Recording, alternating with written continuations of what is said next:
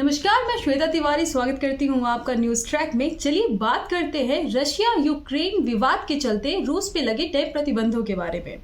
Ukraine रूस के बीच हो रहे इस युद्ध का असर पूरी दुनिया पर पड़ा है।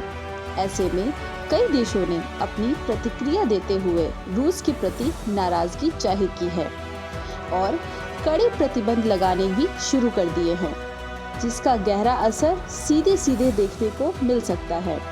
रशिया यूक्रेन युद्ध पर प्रतिदिन 15 बिलियन पाउंड्स यानी 1.5 लाख करोड़ रुपए खर्च कर रहा है। इस युद्ध पर हर मिनट का खर्च हुआ 100 करोड़ रुपए। इसके अलावा रशिया के कुछ बैंकों को वित्तीय लेन देन के लिए इस्तेमाल होने वाली अंतर्राष्ट्रीय मंच स्विफ्ट ने भी बैन कर दिया है। इसमें रशिया का सेंट्रल बैंक भी है। गुरुवार को ही यूरोपियन यूनियन ने स्विफ्ट यानी society for world wide inter bank financial telecommunication से 7 रूसी बैंकों को बाहर करने का फैसला किया है। स्विफ्ट एक ऐसा अंतर्राष्ट्रीय मंच है जिसके जरिए दुनिया भर के बैंक्स और वित्तीय संस्थाएं एक दूसरे के साथ विश्वसनीय और गोपनीय तरीके से कारोबार करती हैं, सूचनाएं साझा करती हैं और एक दूसरे को लोन भी देती हैं। दुनिया भर के 200 देशों के करीब 11,000 वित्तीय संस्थाएं स्विफ्ट पेमेंट सिस्टम से जुड़ी हुई हैं। यह बैंकों के बीच सूचनाएं आदान प्रदान करने के लिए एक एक्सचेंज की तरह काम करता है और भुगतान से संबंधित जानकारियां भेजता है। यह सिलसिला तब तक चलता है जब तक कि ट्रांजैक्शन का पैसा अपने अंतिम डेस्टिनेशन तक ना पहुंच जाए। ईरान और उत्तर कोरिया जैसे देश इस सिस्टम से बाहर हैं। स्विफ्ट से किसी देश को बैन करना कैसे उस देश की अर्थव्यवस्था को बर्बाद कर सकता है, इसका सबसे बड़ा उदाहरण है ईरान।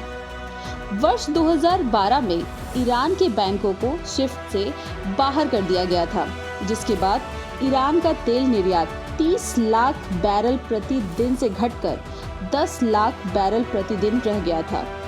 जब किसी देश को इस प्लेटफॉर्म से हटाते हैं तो उस देश की अंतर्राष्ट्रीय व्यापार करने की क्षमता सीमित हो जाती है।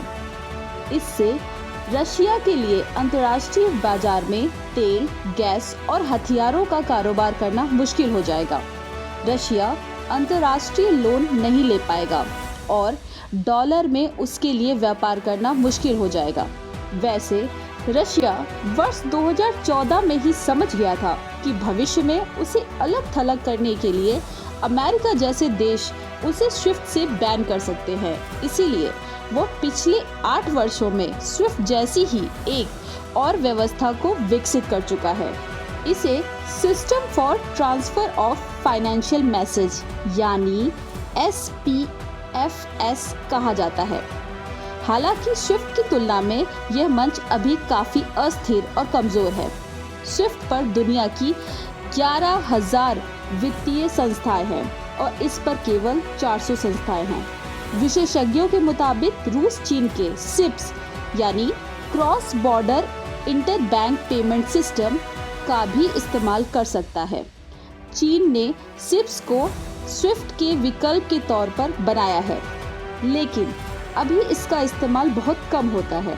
अब संभावनाएं हैं चीन के साथ रूस और अमेरिकी प्रतिबंधों के शिकार अन्य देश इसे प्रचलन में लाने की कोशिश कर सकते हैं। भारत के नजरिए से देखें तो रूस और भारत के बीच इस साल अब तक 9.4 अरब डॉलर का व्यापार हो चुका है। दोनों देश कई बार यूरो में लेन देन करते हैं और कई बार रुपए में कारोबार करते हैं। लिहाजा इस प्रतिबंध का भारत पर खासा असर नहीं होगा। इस वीडियो में केवल इतना ही। वीडियो पसंद आई हो तो उसे लाइक और शेयर करना ना भूलिए। बने रहिए न्यूज ट्रैक के साथ।